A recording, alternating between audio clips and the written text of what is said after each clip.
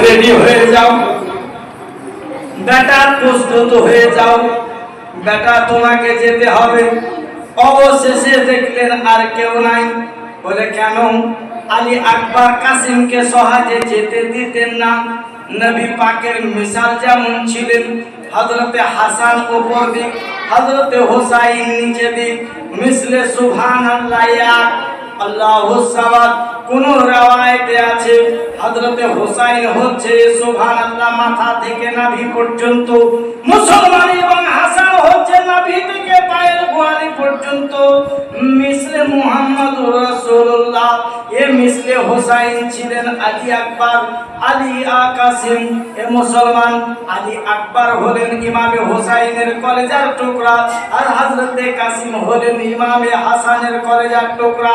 তাই ইনা দেখে দেখতেন আর ভাইয়ের ইয়াদ তাজা করতেন।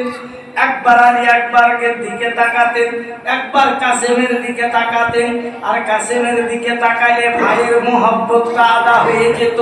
মনে হচ্ছে আমি ভাইকে দেখতাম, মনে হচ্ছে আমার ভাই আছে জিন্দা, মনে হচ্ছে আমার ভাই চোখের সামনে, মনে হচ্ছে ভাই আমার দিলের সামনে, ভাই আমার আঁখের সামনে। এ মুসলমান আলী আকবরকে বলল, বেটা তুই এবারে প্রস্তুত হয়ে যা, রেডি হয়ে যাও। এ মুসলমান মায়ের কাছে গেল, মায়ের কাছ থেকে ইজাজত নিল, মায়ের কাছ থেকে ইজাজত নিয়ে ঝংকার বাজিয়ে নেমে পড়লো কারবালার জমিনে, মাটি হিলতে শুরু করলো। আয় আয় আয় এজিদের দলেরা, আয় আয় আয় আয় চলে আয়। সুবহানাল্লাহ কাঁপতে শুরু করলো। এ কারবালার মাটি, এজিদের লোক কাঁপতে শুরু করলো। আয় আমার সামনে চলে আয়। তালোয়ার যেমন আকাশে বিজলি গর্জে, বিজলি গর্জে বাবা, ওই রকম সুবহানাল্লাহ আগুন উঠতে শুরু করলো, আগুন বাজতে শুরু করলো, আগুন ঝলকাতে শুরু করলো। আসে এজিদি সৈন্য কাটা পড়ে যায়, আসে ইবনে জিয়াদি সৈন্য কাটা পড়ে যায়। এইভাবে মারতে মারতে মারতে মারতে মারতে মারতে যখন ফোরাতের এতে পা দিল, ফোরাতের পানিতে পা দিল। এ পানি তো পান করা যাবে না, এই পানি নাপাক পানি, এই পানি ঝংলা পানি, এই পানিতে পোকা আছে, এ পানিতে পোকা আছে, এ পানিতে নাজিস আছে। আবার ফোরাত থেকে উঠে আসলো, চালু আর চলতে শুরু করলো। এ আলী আকবরকে খিমায় পানি পৌঁছাতে দেওয়া যাবে না, ঝাঁঝরা করে শেষ করে দিল। ও আব্বা জানেরা, আম্মা জানেরা, খিমায় আসলো, বলে আব্বা গো,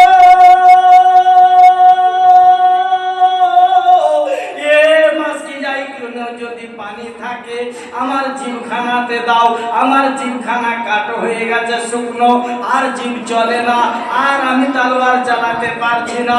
হযরত ইমামে হুসাইন জিভখানা বার করে দিল, বলে ও বেটা কলেজার টুকরা আলী আকবর, আমার জিভখানা চুষো বেটা, আমার জিভখানা চুষে তাসেল্লে আনো বেটা, আমার জিভখানা চুষে ঠান্ডা খানো বেটা। কিন্তু ইমামে হুসাইনের জিভে পানি নাই, ইমামে হুসাইনের জিভ ভিজা নাই। বলে আব্বা গো যাই বাবা। দ্বিতীয়বার যখন আবার ঝাঁপিয়ে পড়লেন হযরতে আলী আকবর, ইমামে হুসাইনের কলেজার টুকরা নাইনের তারা, এ মুসলমান তলোয়ার চালাইতে শুরু করলো। এরা দেখলো এক এক করে সামনে যাওয়া যাবে না, 5 5 করে সামনে যাওয়া যাবে না, 10 10 করে সামনে যাওয়া যাবে না, 20 20 করে সামনে যাওয়া যাবে না।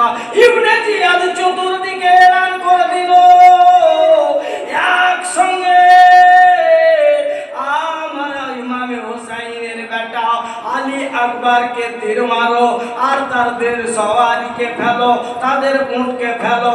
তাদের উট সওয়ারি যদি পড়ে যায় তারা আর যুদ্ধ করতে পারবে না, তারা আর বীর বাহাদুরের মতো লড়তে পারবে না।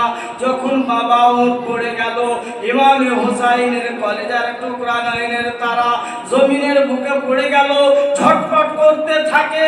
ও মুসলমান আসলো, ইবনে জিয়াদের সৈন্য আর ইমামে হুসাইনের বাবা, ও কলেজার টুকরা নাইনের তারা আলী আকবরকে তীর মেরে ঝাঁঝরা করে বলে আব্বা গো আর শরীরের রক্ত নাই, আর শরীর চলে না, আর ক্ষমতা নাই, আর তাকত নাই। এই বলে তরতর করে কাঁদতে কাঁদতে রক্ত শূন্য হয়ে তীর মেরে নালী কেটে আমার আলী আকবর দুনিয়ার বুক থেকে বিদায় নিলে। পড়ুন ইন্না লিল্লাহি ওয়া ইন্না ইলাইহি